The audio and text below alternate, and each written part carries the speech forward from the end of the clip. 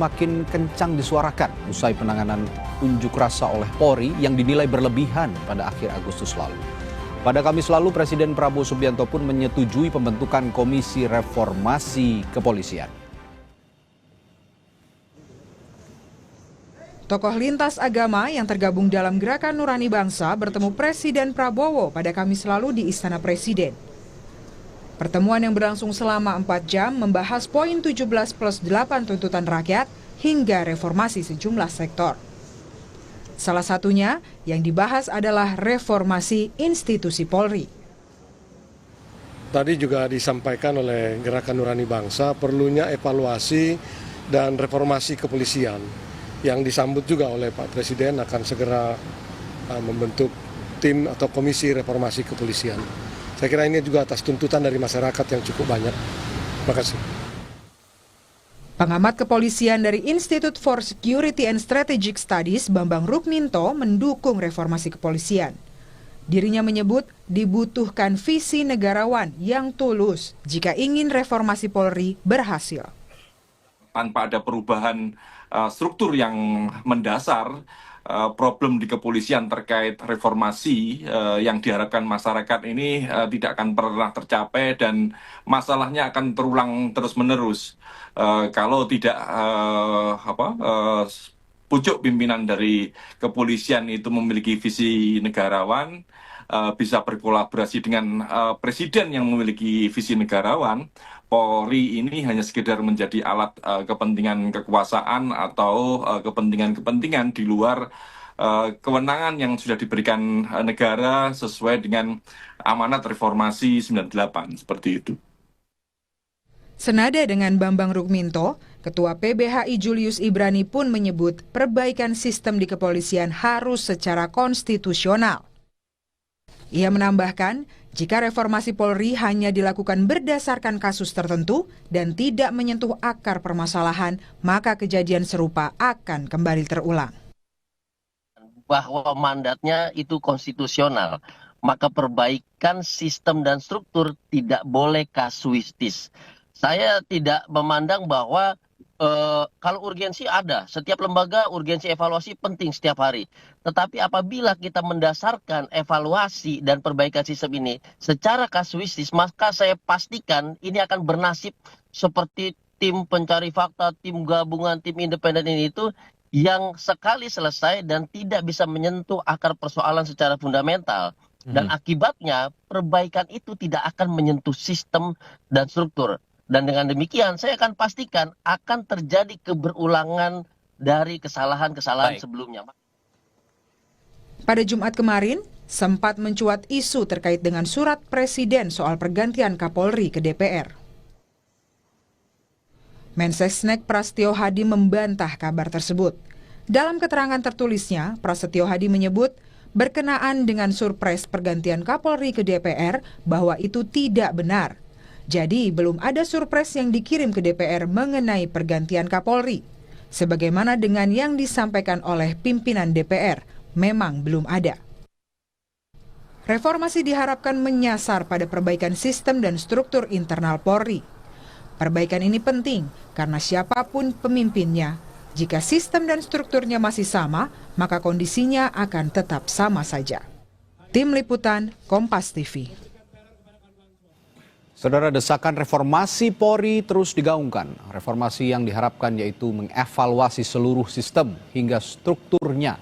Lalu langkah apa yang pertama perlu dilakukan? Kita akan bahasnya bersama Arianto Stadi, penasihat ahli Kapolri. Lalu juga ada Bambang Rukminto selaku pengamat kepolisian dari Institute for Security and Strategic Studies. Dan Rudianto Lalo, anggota Komisi 3 DPR RI dari fraksi Partai Nasdem. Selamat malam Bapak-Bapak.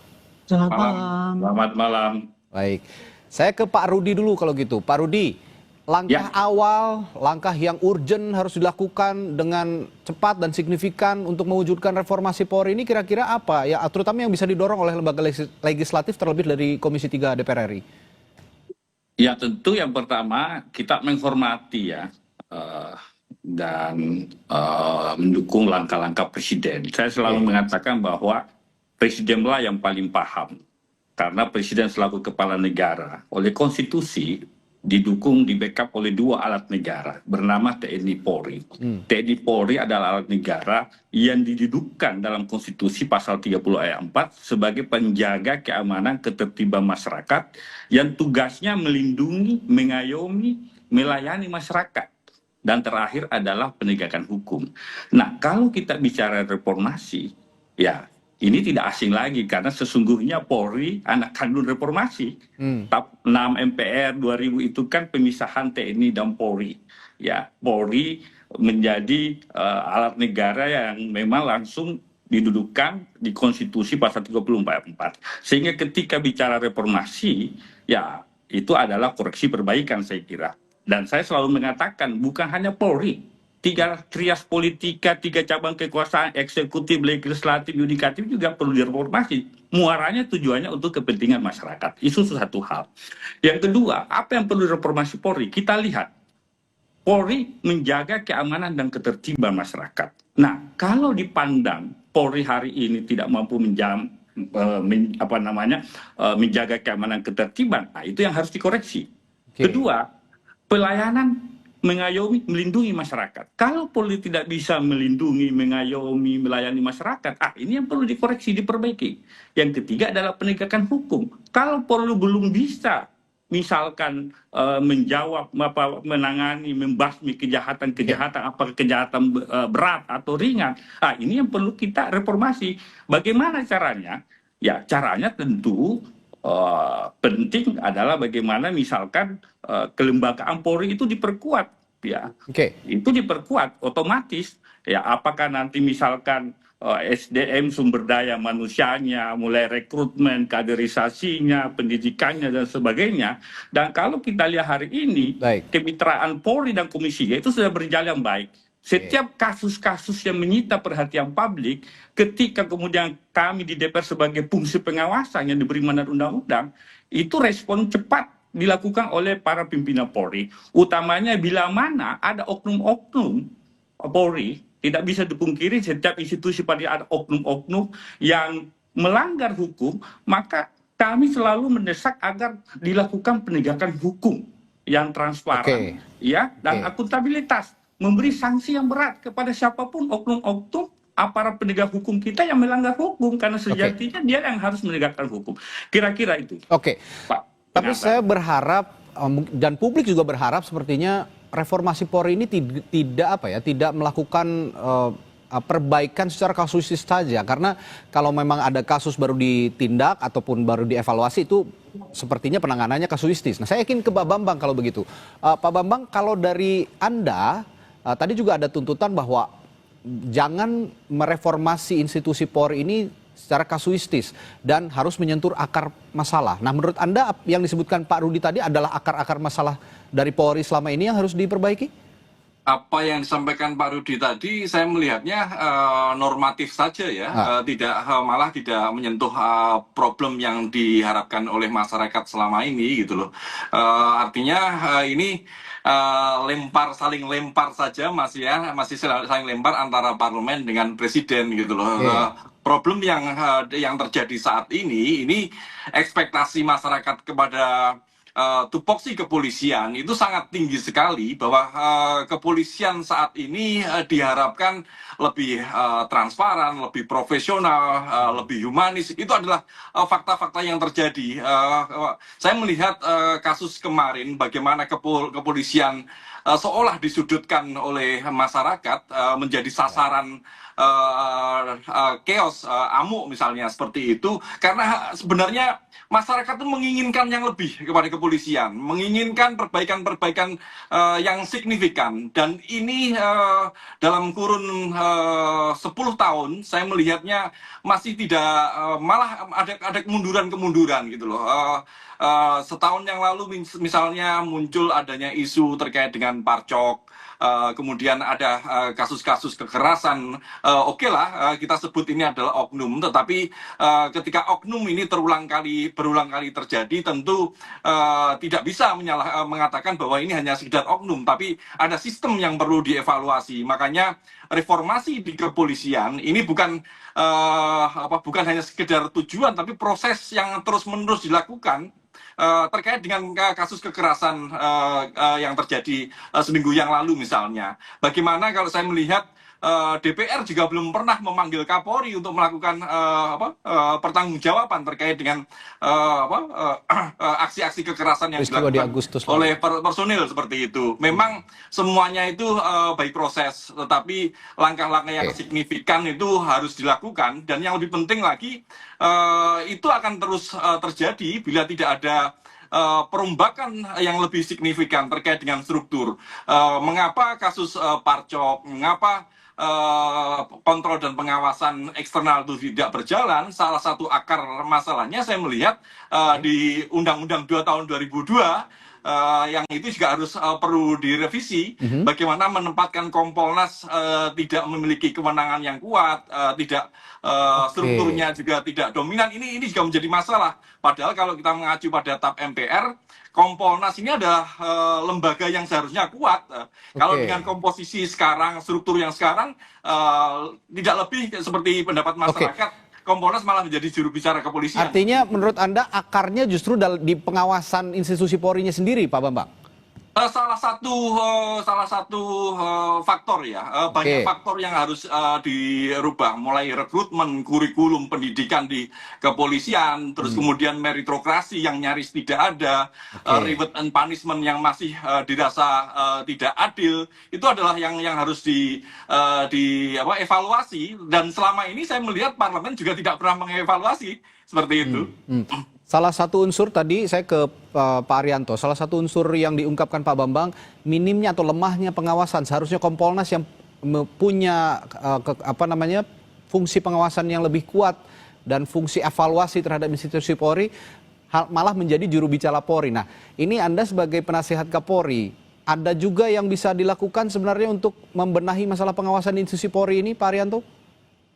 Ya, kalau dari pandangan saya ya, polisi itu dituntut untuk reformasi. Pertama kali dulu polisi direformasikan itu kan tahun 2002 ya. Dengan adanya Undang-Undang Kepolisian yang nomor 2 itu. Di mana itu polisi harus direformasi karena tadinya polisinya itu militeristik, kemudian setelah dipisahkan maka harus menjadi yang sipil.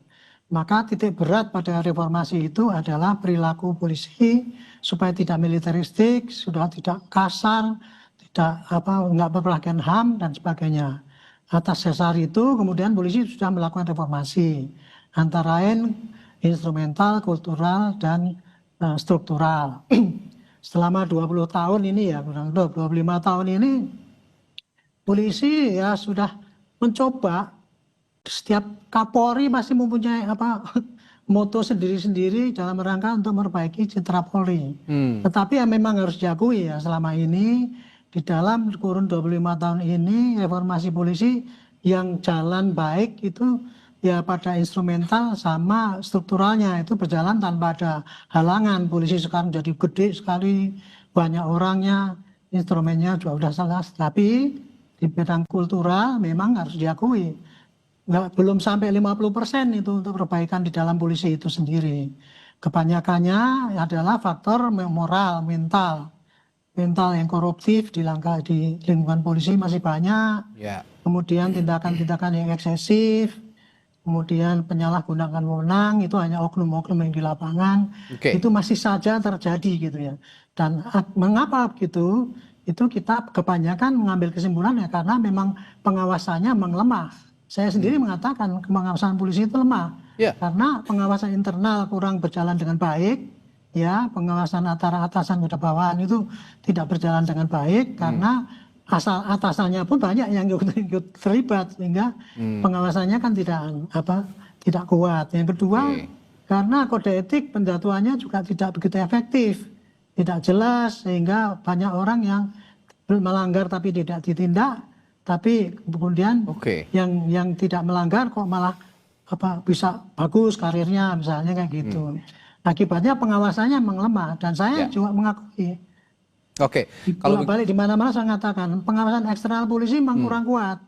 Kompolnas itu kan hanya menerima keluhan, menerima keluhan pada kemudian menyampaikan pada polisi, tidak bisa berbuat apa-apa. Kalau dibandingkan dengan luar negeri ada lembaga independen yang bisa mengawasi polisi itu, sehingga dia bisa melakukan koreksi. Itu kira-kira ya memang Oke. sangat teoritis seperti itu, Pak. Mbak, nah kalau begitu saya lihat ini masalahnya ya kalau boleh dibilang cukup pelik ya cukup pelik juga untuk mereformasi Polri. Tapi yang ingin saya tanyakan, kita tetap harus melangkah. Meskipun pelik, sepelik apapun kita tetap harus melangkah. Dan saya melihat harus ada sosok yang memimpin reformasi Polri ini. Dan kapan harusnya dimulai, itu akan jadi pertanyaan saya kepada para narasumber saya. Setelah jeda di Sapa Indonesia Malam, tetaplah bersama kami. Kami lanjutkan perbincangan soal reformasi institusi Polri. Tadi saya bertanya pada para narasumber saya, siapa yang harusnya memimpin memulai reformasi Polri ini? Karena kalau yang dibilang Pak Bambang dan juga Pak Arianto tadi, saat ini sepertinya tidak ada fungsi pengawasan yang baik untuk melihat atau mengevaluasi institusi Polri. Karena itu saya menilai juga perlu ada sosok yang bisa memimpin reformasi Polri ini. Dan kapan harusnya dimulai? Saya akan tanyakan ini juga pertama ke Pak Rudi dulu sebagai anggota DPR. Bagaimana Pak Rudi?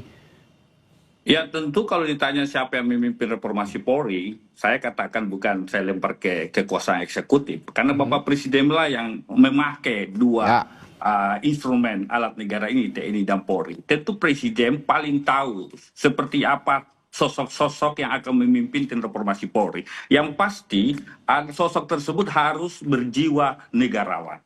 Karena dia Polri ini alat negara, Pak. Dia tidak boleh berpikir motif kekuasaan semata, tetapi berpikir untuk negara.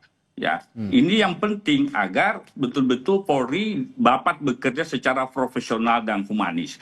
Terhadap peristiwa-peristiwa yang banyak terjadi, saya kira ini momentum kemudian Polri bisa berbenah kembali untuk mengkoreksi kebijakan-kebijakan yang dinilai publik, dinilai masyarakat kurang dan sebagainya. Kami di DPR, kalau ditanya Pak Bambang, kami paling sering melakukan rapat dengar pendapat itu adalah dengan mitra kami Polri, Pak. Karena begitu banyak aduan masyarakat yang masuk ke Komisi 3 terkait dengan praktek-praktek ketidakprofesionalan terhadap oknum-oknum dalam menjalankan tugas fungsi kewenangan sebagai anggota Polri. Paling banyak. Kami sudah panggil Kadipropam, panggil petinggi Polri, dan kami tanyakan supaya betul-betul setiap oknum yang melakukan pelanggaran hukum itu ditindak tegas, jangan diberi kesempatan dan sebagainya. Yang kedua, terhadap oknum-oknum yang diberi hukuman, jangan malah dipromosi, Pak.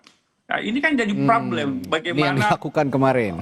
Ya, promosi-promosi jabatan terhadap misalkan, ya taruhlah contoh kasus, misalkan kasus Pak Sambo ya kan, bagaimana oknum-oknum yang terlibat justru dipulihkan dan sebagainya. Itu contoh kasus saja. Kita tidak mau seperti itu. Kita mau Polri betul-betul tegas menindak anggota yang melakukan praktek-praktek pelanggaran hukum ya. Karena itu noda bagi aparat penegak hukum sendiri. Kira-kira begitu. Oke, kalau tadi Pak Rudi, sosok yang bisa memimpin reformasi Polri harus seorang negarawan begitu. Tapi sepertinya tidak hanya negarawan tapi punya karakter yang kuat, terutama yang jadi akar masalah Polri ini untuk punya perilaku yang jujur, anti korupsi dan punya integritas tinggi.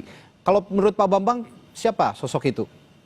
Ya, untuk yang pertama kali harus dilakukan dan dibutuhkan saat ini sangat tergantung seperti yang disampaikan Pak Rudi tadi. Ini butuh goodwill maupun political will dari Presiden untuk melakukan langkah-langkah yang signifikan ya, untuk melakukan gebrakan pertama untuk memulai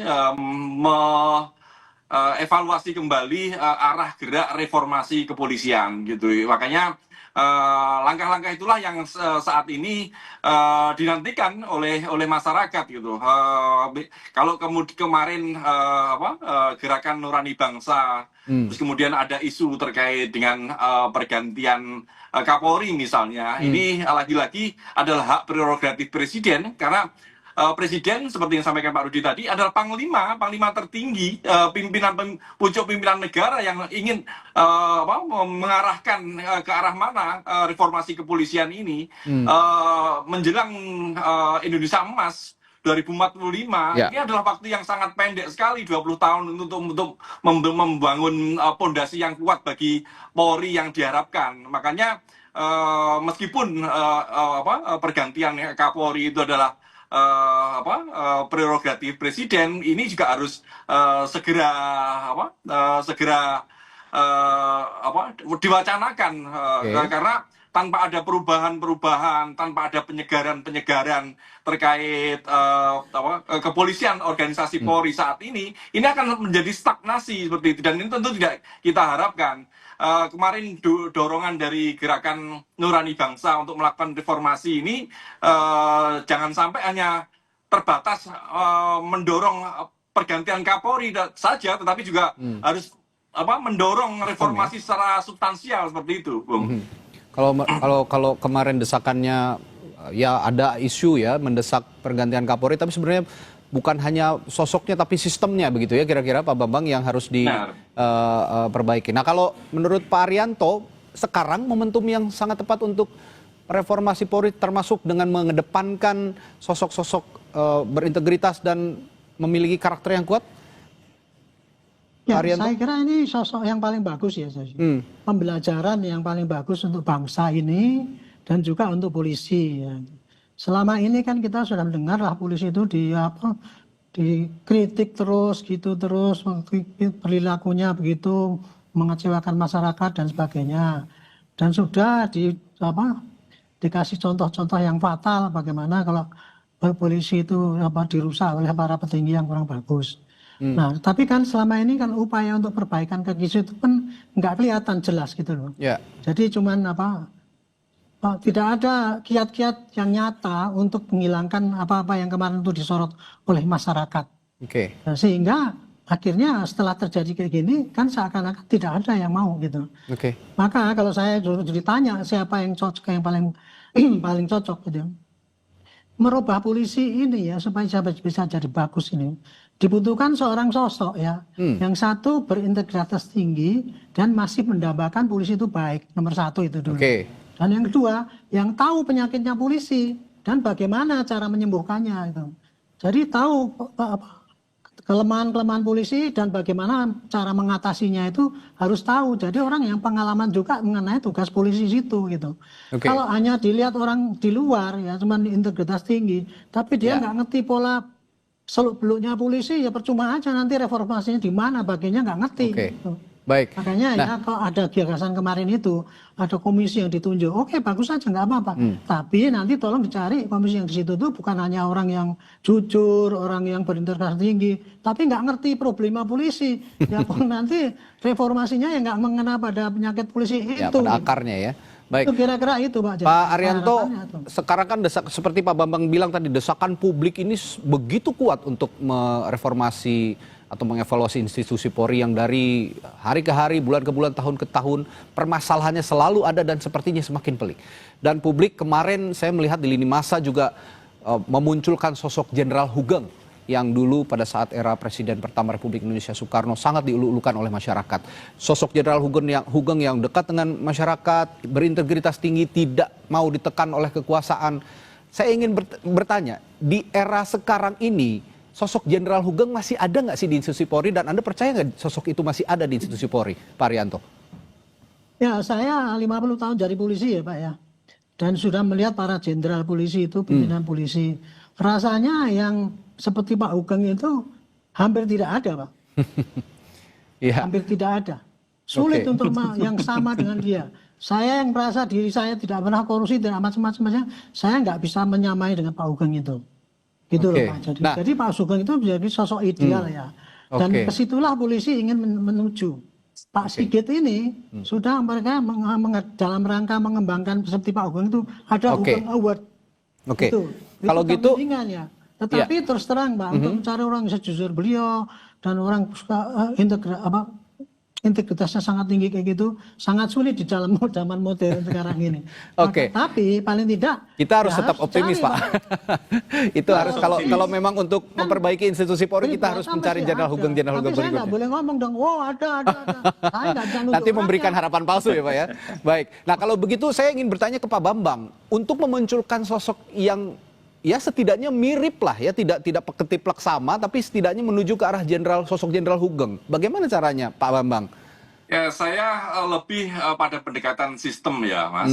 Karena integritas seseorang itu tentu juga sangat mudah fluktuatif, naik turun gitu. Kalau ada kekuasaan, kesempatan itu seringkali terguncang juga. Makanya saya lebih melakukan pendekatan pada sistem. Oke.